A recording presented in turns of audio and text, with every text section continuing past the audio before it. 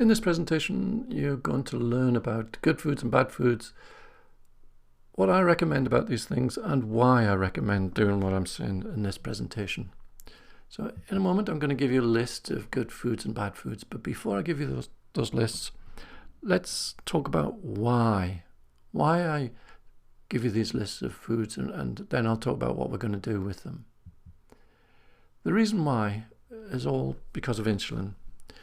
Insulin is the sort of chemical in your body that controls your sugar levels. But also the amount of insulin in your body can determine how quickly you burn up calories. So if you look at the chart there, a healthy person generally will have insulin levels about that level.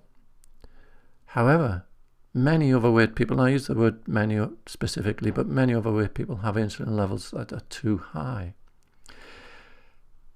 And if your insulin levels are too high, it can actually prevent you from burning off calories. So that's why we're going to do it. And bad foods can actually increase your insulin levels in your body, and good foods can help you decrease the insulin levels in your body. So we're going to talk about good foods and bad foods. So here's the bad foods.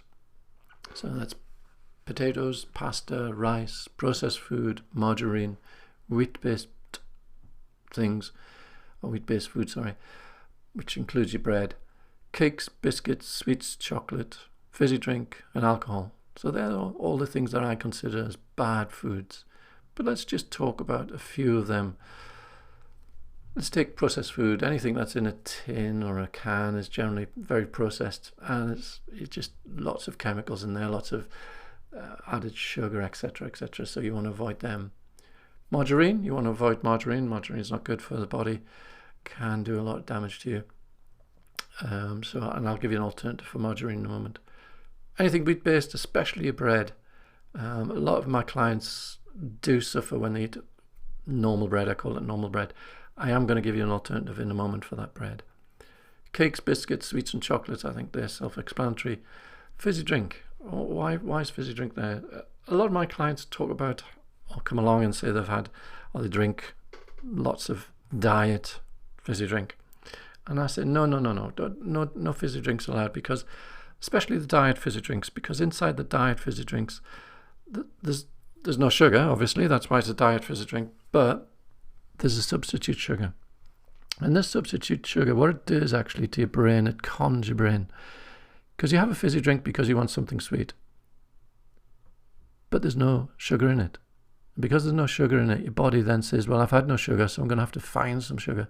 And generally, if you're someone who drinks lots of fizzy drinks, you'll find you're eating a lot more sugary things because your body craves it. And alcohol.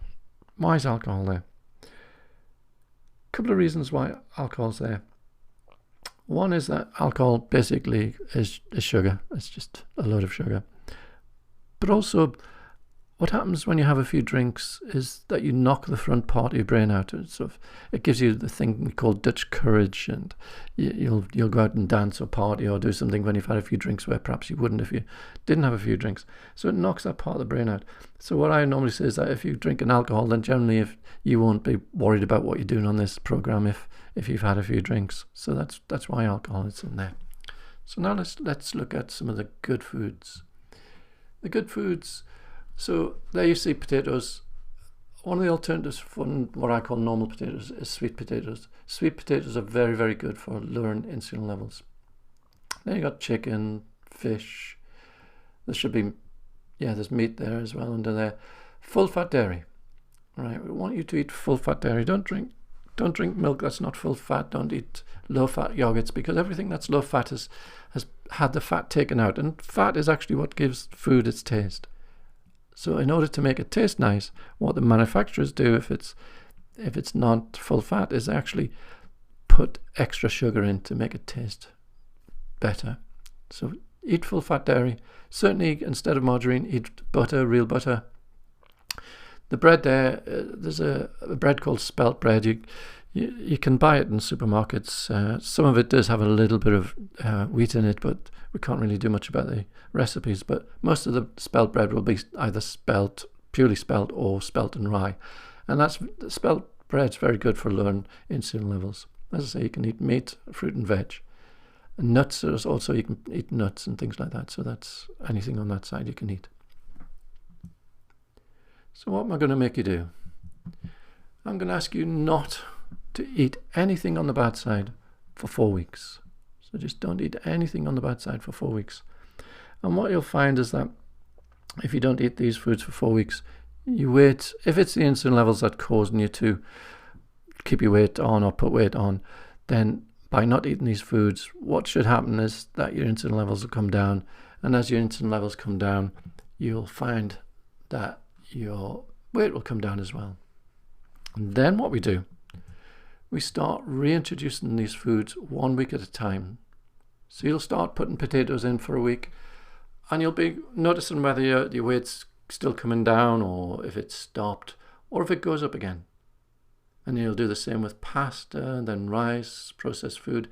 And you may get all the way down to the bottom and your weight still might be coming off all the time. However, you may eat one of those foods. Let's take the bread. Many of my clients say it's the bread. You might start eating the white bread again, and you'll notice that your weight starts going up again. That will be telling you that your insulin levels are start to rise. And therefore it'll be that food that you've discovered, if it's one of those foods, that are causing you to put weight on and keep weight on. At that point, you actually have to make a choice. You have to say, well, I'm never going to eat that food again, and my weight will carry on coming down and stay off once it's off. Or you start eating that food and basically you're really going to put weight back on. So it'll be a choice at that point. So really, to recap what we've done, what I'm saying is that you need to not eat these foods on the bad side for 4 weeks. That'll allow your body to start taking weight off if it's the insulin levels. And then you reintroduce those foods 1 week at a time, noticing if there's any change. If certainly if you start putting weight back on, you'll know that it's that particular food that's causing you to put the weight on. So that's my good foods and bad foods and why.